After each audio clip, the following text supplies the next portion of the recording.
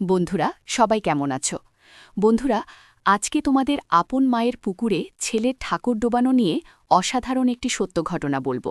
গল্পটি শেষ পর্যন্ত শুনলে তোমরা বাধ্য হবে হাতের কাজ করতে, না হলে সবাই আমাকে কাজ করে দিয়ে যাবে, আমি বাধা দেব না। আমি আরমান, 18 বছর বয়স, ঢাকার গুলশানে পিঙ্ক সিটি নামক আবাসিক এলাকায় থাকি। আমার জীবনে একজন মাত্র মানুষ, তিনি আমার মা। আমার বাবা নেই। আমি যখন 5 বছর তখন বাবা মারা গেছে। আমার কথা ভেবে মা কখনো বিয়ে করেনি। যাই হোক, আমার মার পরিচয় দিই। 37 বয়সী আমার মা একজন স্কুল শিক্ষিকা, তাও যেমন তেমন নয়। বাংলাদেশের 1 নম্বর English medium school and college স্কলাস্টিকার শিক্ষিকা আমার মা। আমার মা প্রচণ্ড স্মার্ট একজন নারী, সব কাজে সে পারদর্শী। আমিও ওই কলেজেই পড়ি। মা একই সাথে বাসার এবং কলেজের সকল দায়িত্ব সামলাচ্ছে সফলতার সাথে। পৃথিবীতে আমার কাছে আমার মার চেয়ে সুগঠিত সৌন্দর্যময় নারী আর একটাও নেই। আমি কখনো মাকে বাজে নজরে দেখিনি, কিন্তু মার যতটাই প্রকাশক সৌন্দর্য, তাতেই বলছি মার চেয়ে বেশি মা কেউ পাবে না। এই বছরেও মার কাছে সব মিলিয়ে 36টি প্রপোজাল এসেছে বিয়ের, কিন্তু মা সবাইকে একই কথা বলে, আমার ভালোবাসা, আমাদের মা ছেলের বাইরে কেউ ভাগ পাবে না। আমি মার ভালোবাসায় পাগল। আমরা কেউ কাউকে ছাড়া বাঁচতেই পারি না, এমন কোনো বিষয় নেই যা আমি মাকে বলি না। আমি ছোট থেকেই খুব শার্প। ক্লাস 2তে ভর্তি হবার পর আমরা মা ছেলে কর্তৃপক্ষ ছাড়া কেউ জানে না। কখনো আমরাও এমন আচরণ করি না যে কেউ বুঝবে। এটা মা আর আমি প্ল্যান করে করেছি। আমাদের খুব মজা লাগে। মাকে এখনও দেখতে 25 বছর বয়সী মনে হয়। মা সবসময় 3 পিস পরে, তবে তা হাতাকাটা বা ফুল হাতা এক এক সময় এক এক রকম হয়, তবে খুব টাইট নয়। এতে মাকে দেখে যে কোনো পুরুষ পাগল হতে বাধ্য। মা প্রতিদিন আমাকে নিজেই গাড়িতে করে কলেজে নিয়ে যায়। আমাদের একটা হোয়াইট স্কোডা আছে, মা নিজেই ড্রাইভ করে। মা বাসায় কাজ করার সময় ওড়না কোমরে বেঁধে কাজ করে। আমাদের ঘটনা শুরু হয় ছিমছামভাবে এবং পুরো প্রাকৃতিক উপায়ে ও অ্যাক্সিডেন্টালি। একদিন আমি একটা পড়া বোঝার জন্য মার রুমে ঢুকলাম। রুমে ঢুকেই আমি ও মা সামনাসামনি ও দুজনেই তোতই হয়ে গেলাম, কারণ মাত্র গোসল করে বের হয়েছে এবং শুধু টাওয়াল পরা ছিল মা। আমি কয়েক সেকেন্ড কোনো কথাই বলতে পারিনি। চোখ মার উপর থেকে সরছে না, কিন্তু লজ্জা পেয়ে মার চিৎকারে আমিও একটা চিৎকার দিয়ে বেরিয়ে আসি, সরি বলতে বলতে। এসে বাইরের দরজার পাশে দাঁড়িয়ে বলি, সরি মা, আমি পড়া বুঝতে এসেছিলাম, পরে বুঝে নিব। এই বলে আমি আমার রুমে গিয়ে খাটে বসতেই মার দেখা এই পলকের সৌন্দর্য চোখ থেকে সরাতে পারছি না। হঠাৎ বুকটা ধরফর করছে। চোখ পড়ল প্যান্টের দিকে। আমি ভয় পেয়ে গেলাম। দেখি প্যান্ট ফুলে ঢোল হয়ে আছে। আমার মন ভাঙচুর হয়ে যাচ্ছে। মাকে এমন রূপে দেখে কখন যে ঘুমিয়ে গেলাম বলতেই পারি না। ঘুম ভাঙতে দেখি দেখি তখন সন্ধে হয়ে গেছে। উঠে ফ্রেশ হয়ে বের হলাম রুম থেকে। সামনে মা পড়ে গেল। ড্রয়িং রুমে বসে টিভি দেখছে আর সালাদ কাটছে। আমায় দেখে হাতে ইশারায় পাশে বসতে বলল। আমি বসলাম। মা একটা হাতাকাটা ব্রাউন সালোয়ার কামিজ পরা ছিল, সুন্দর লাগছে, কিন্তু মার চেহারা দেখে মনটা ভেঙে গেল। আমার সর্বতুল্য মাকে নিয়ে কী সব বাজে চিন্তা করেছি আমি, ছি। হঠাৎ মার ধাক্কায় সমবেত হল। আম্মু, কি হলো বাবা, কি ভাবছিস? চুপ করে, আমি না আম্মু, কিছু না, তোর জন্য বিরিয়ানি রান্না করেছে, আয় খাবি চল। মা একদম স্বাভাবিক হয়ে আছে, হয়তো নিজেও লজ্জা থাকছে। আমি আজ আমায় খাইয়ে দেবে আম্মু। মা আমার দিকে এক পলক অপরূপ দৃষ্টি করে চেয়ে বলল, আয় কাছে আয়। আমি হাত বাড়ালাম, কিন্তু মা আমাকে অবাক করে দিয়ে হাত ধরে কাছে নিয়ে তার কোলে থাইয়ে বসিয়ে দিল। আমি বুঝতে পারছি না হঠাৎ এমন করল কেন, কারণ বড় হয়েছি বলে হয়তো এতদিন এমন কোলে নেয়নি, এজন্য অবাক লাগছে। আম্মু, জানিস বাবা, তোকে নিয়ে আমার অনেক স্বপ্ন। আমি জানি মা, আমি বড় মানুষ হয়ে দেখাবো। আম্মু, তুই বুঝছিস না, আমি চাই না তুই টাকা পয়সা কামানোর জন্য জীবন পানসে করিস। মানে আম্মু, মানে হলো কখনো টাকার পিছনে না ছুটে খুশি থাকতে চেষ্টা করবি, টাকা এমনি আসবে। আমিও হাচ্ছা, মা আমাকে খাইয়ে দিল। এমন মাসুম মার প্রতি রাতে কি না কি ভেবেছি আমি, ছি, ভেবেই খারাপ লাগছে। আমরা যে যার রুমে গেলাম ঘুমাতে। সারা রাত নিজেকে দোষেছি আমি। 2 দিন মন খারাপ ছিল। এর মাঝে একদিন কলেজে যাওয়ার সময় মা বলল, কোনো কারণে কি মন খারাপ তোর? আমি না মা, আর কিছু বলল না। পরদিন আমার ক্লাস ছিল না। মা গেল। হঠাৎ ফোন করল মা, আম্মু, গোসল করে তাড়াহুড়ায় আমার কাপড় মেলতে ভুলে গেছি, একটু নেড়ে দে প্লিজ। আচ্ছা মা। আমি মার রুমে গেলাম। গিয়ে বালতি নিয়ে ছাদে যাই। নাড়তে গিয়ে প্রথমে ছিল কামিজ, তারপর সালোয়ার, এরপরে বাকিগুলো। দেখে দেখে আমার বুক ধরফর করতে লাগে দেখলেই বোঝা যাচ্ছে এটা নামি দামি ব্র্যান্ডের। হাতে তুলতে হাত কাঁপছিল। আর কি সুন্দর ঘ্রাণ ওগুলো থেকে, কি বলবো, আমি হতবিহবল হয়ে গেলাম। কারণ পৃথিবীতে 700 মিলিয়নে একজনের ভাগ্যক্রমে একই সাইজের হয়, আর তা আমার মার। ভেবেই মাথা নষ্ট হয়ে গেল পাগল হয়ে যাব মনে হয়, এমন দশা আমি। কোনো মতে ওগুলো একটা সাইডে নেড়ে দিলাম, যেন বাহিরে কার চোখে না পড়ে। দৌড়ে রুমে এসে পড়ি। ইচ্ছা করছিল একটাবার হাত দিয়ে শান্তি করি, কিন্তু এর ভয়াবহতা বিশাল বলে নিজেকে সামাল দিই। এরপর ইন্টারনেটে দেখতে লাগলাম এসব চিন্তা নিয়ে। দেখি অসাধারণ বিষয়, স্বামী মারা গেলে ছেলেই মায়ের দায়িত্ব নিবে এবং সব খেয়াল রাখবে তার। শারীরিক মানসিক সব হতে পারে, এটা বেঁধে লেখা। নারী অন্য কোনো দেহের সাথে জড়াতে না চাইলে বাসনা পূরণ করা সন্তানের দায়িত্ব। আমি কি করব বুঝতে পারছি না। এসব ভাবতে ভাবতে ঘুমিয়ে গেলাম। উঠলাম মার ডাকে, দেখি মা সামনে দাঁড়ানো, বসল বিছানায়। ও আমার মাথায় হাত বুলিয়ে বলল, ঘুম হলো সোনা, আয় খাবি আয়। আমি উঠে গেলাম ডাইনিং রুমে। মা চা বিস্কিট এনে বলল, চল ছাদে বসি। আমরা ছাদে বসলাম। গিয়েই মা কাপড় দেখে বলল, আমি আজ ভুলেই গেছিলাম। এই রে, আমার ওই কাপড়গুলো কোথায়? আজ কি ধুইনি নাকি? আমি না মা, ওই পিছনে আছে। এমনভাবে বলল যেন ছেলের সামনে এগুলো কোনো বিষয়ই না। মা সব কাপড় তুলে হাতে নিল। আম্মু গরমের ছুটিতে দিয়ে দিল। বল কোথায় যাবে ঘুরতে? আমরা তো বাসায় সময় কাটাই না, চলো এই ছুটি বাসায় নিজেদের সময় দেই। মা অপলক তাকিয়ে আছে আমার দিকে। আমি কি মা ভুল বলেছি? মা আমার গালে হাত বুলিয়ে বলল, কোনো ভুল বলিসনি সোনা, তুই অনেক বড় হয়ে গেছিস বাবা, লাভ ইউ বেবি। বলেই মা আমায় জড়িয়ে ধরল। এটা অবশ্য সব সময় হয়, কিন্তু আজ ভিন্ন একটা ঘ্রাণ আসছে মার গায়ে। এটা মমতা, আর কি একটা ভিন্নতা বুঝলাম না। তো পরদিন আমি টিভি দেখছি আর মা ঝাড়ু দিচ্ছে।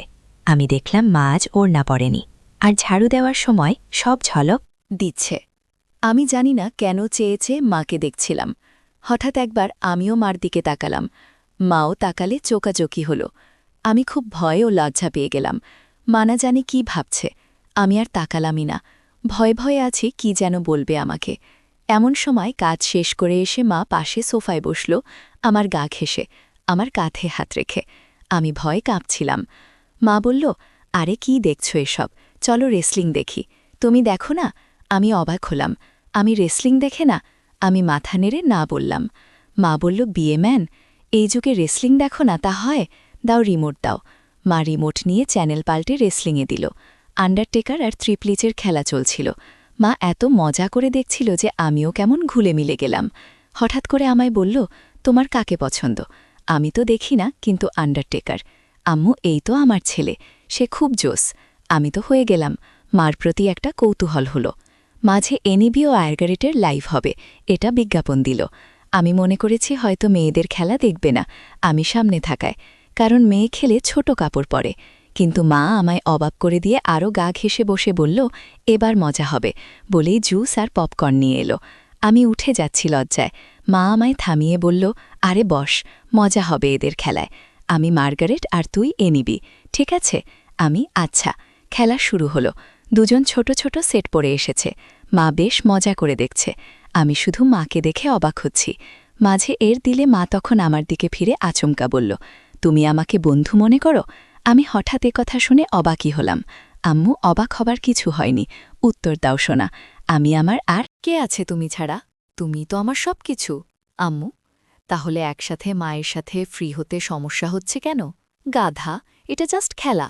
আমি, আসলে ওরা ছোট কাপড় পরা, তাই মা ছেলে একসাথে এসব দেখার জন্য লজ্জা লাগছে। মা হাসতে হাসতে শেষ। আম্মু, আরে বোকা ছেলে, আমি না তোর মা, লজ্জা কিসের?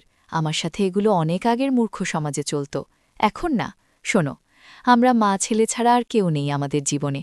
আমরা চিল করব না তো কে করবে বল? আমি, মানে? আম্মু, মানে আমরা একসাথে এগুলো দেখলে কিছু হয় না, আর এগুলো পড়ার জন্য এমন লজ্জা কেন? তুই পড়িস না নাকি? আমি, আম্মু, আমিও তো পড়ি, তাতে কি হয়েছে? এসব উলপাল্ট কথা বলবি না।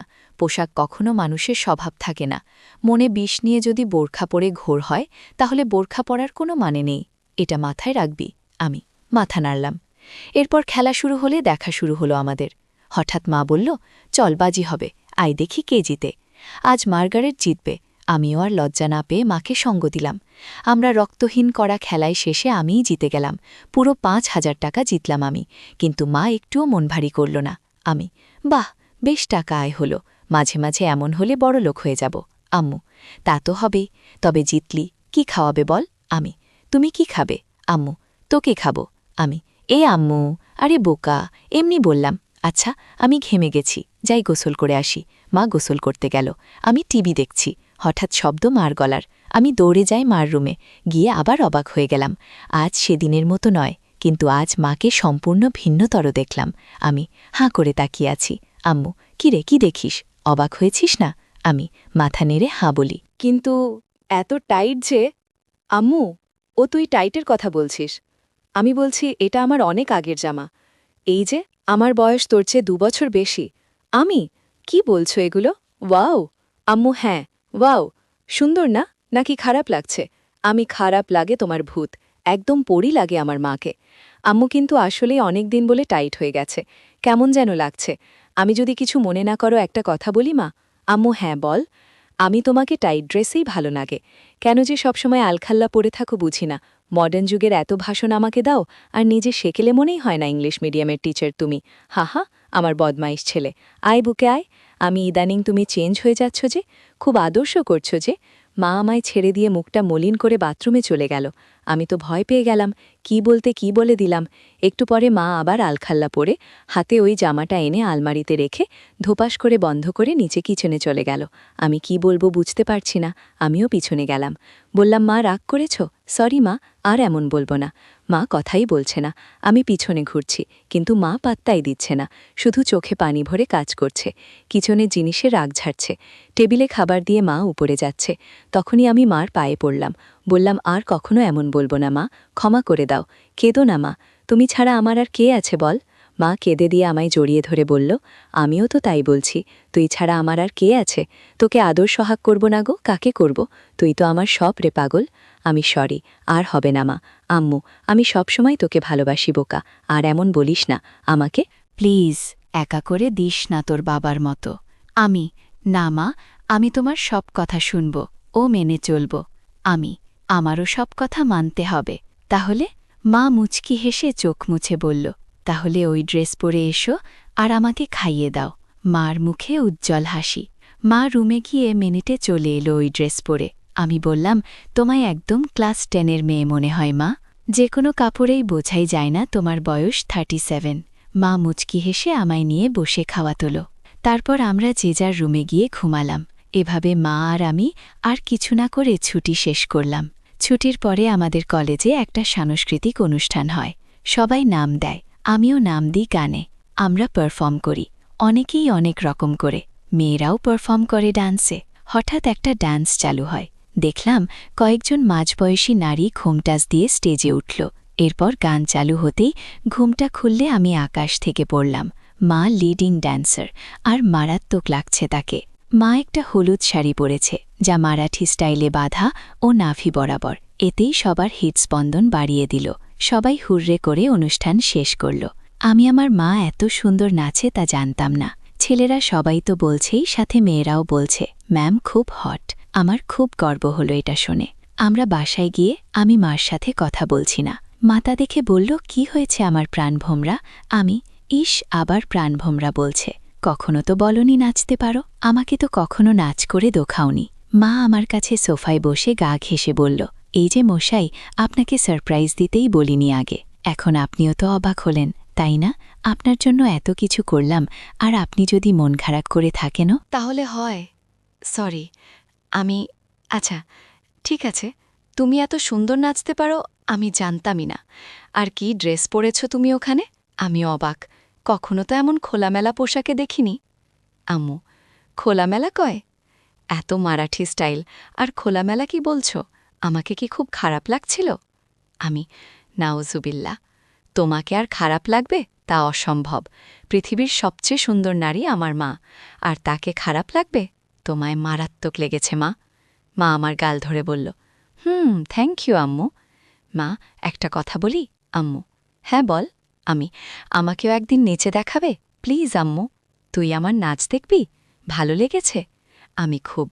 আমি ভাবতেও পারিনি এত সুন্দর নাচ।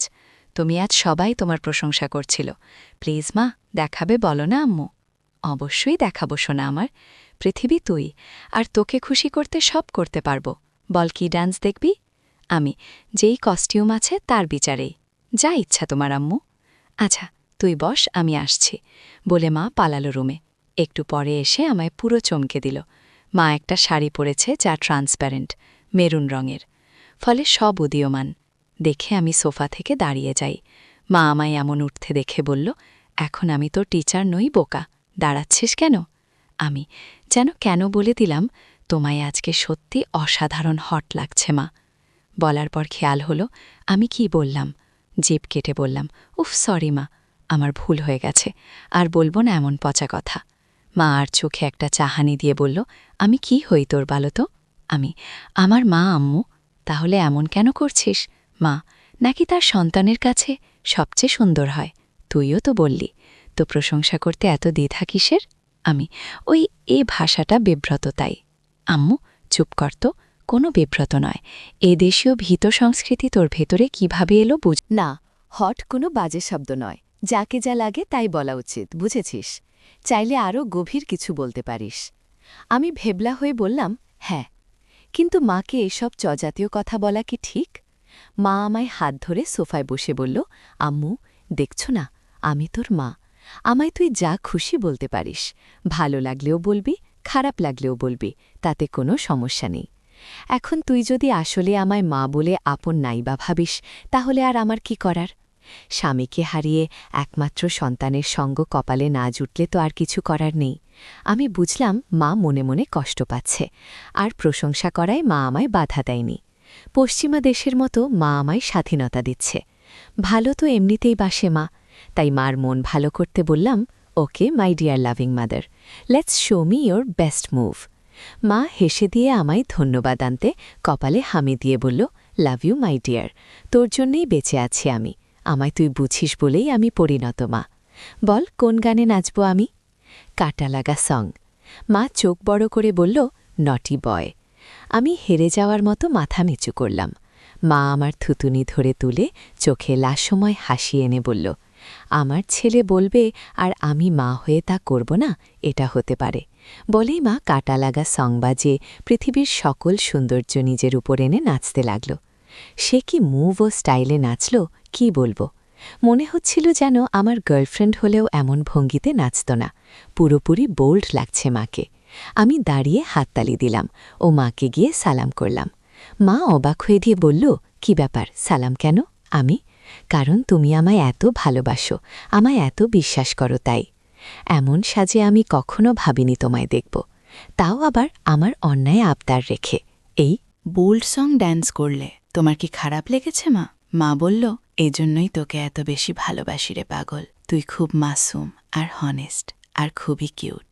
শোন তাহলে, তুই আমার একমাত্র সন্তান আর একমাত্র সঙ্গী, যাকে নিয়েই আমার জীবন মরণ সব। তোর কাছে খারাপ লাগার কিচ্ছু নেই। আমি তোকে ভালোবাসি রে পাগল।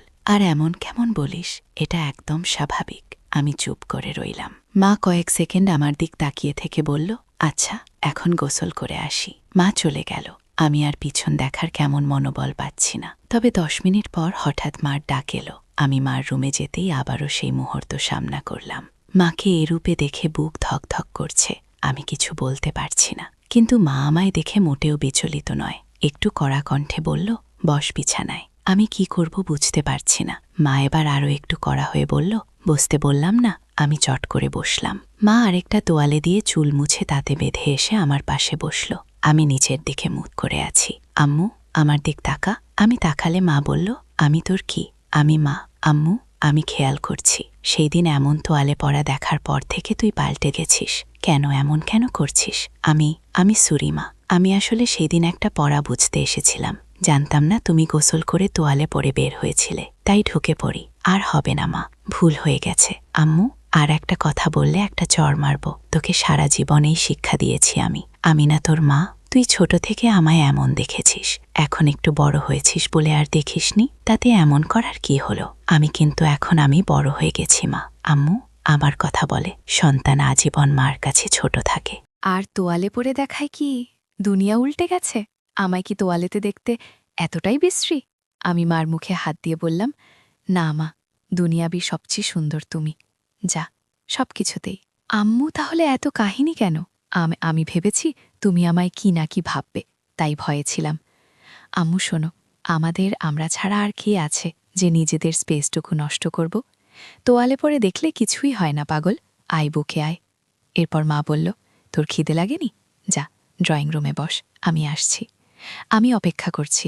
মা এলো, কিচেনে রান্না করছে আর গুনগুন করে গান গাইছে। আমি পিছন থেকে জড়িয়ে ধরলাম মাকে। পিছন তাকিয়ে দেখে আমি হাত সরিয়ে নেই। মা মুচকি হেসে আমার হাত ধরে গান গাইতে থাকল। আমি আগে কখনো এত খুশি হইনি। আম্মু, আমার জীবনে এমন একটা ছেলে থাকলে খুশি হব না। বল কি খাবি? আমি স্যুপ। আম্মু, আচ্ছা যা, টিভি দেখ, আমি আসছি স্যুপ নিয়ে। আমি বসে টিভি দেখছি। মা স্যুপ এনে আমায় খাইয়ে দিল। ও নিজেও খেল। আম্মু, আচ্ছা, আমার কিছু শপিং করতাম, তুই থাক একটু বাসায়, আমি চলে আসব তাড়াতাড়ি। মা শপিং করতে চলে গেল। এলো অনেকগুলো ব্যাগ নিয়ে, সব নিয়ে সোজা রুমে রেখে এলো। আমি কি কিনলে? আম্মু, এমনিই কিছু জিনিস। মা এড়িয়ে গেল। বুঝলাম হয়তো নিজের কাপড় কিনেছে, তা তো আর ছেলেকে দেখানো যায় না। যাই হোক, পরদিন কলেজে যাওয়ার জন্য গাড়িতে বসে আছি মার জন্য। মা গেট লাগিয়ে যখন গাড়িতে এলো, তখন আমি আকাশ থেকে পড়লাম। মা একটা হলুদ ট্রান্সপ্যারেন্ট শাড়ি পরেছে, ম্যাচিং ব্লাউজের সাথে। আমি আকাশ থেকে পড়লাম মাকে এমন রূপে দেখে। মা আমার চেয়ে থেকা দেখে বলল, কি হলো, এমন তাকিয়ে কেন আছিস? আমি, তুমি অনেক পাল্টে গেছো মা। মা মুচকি হেসে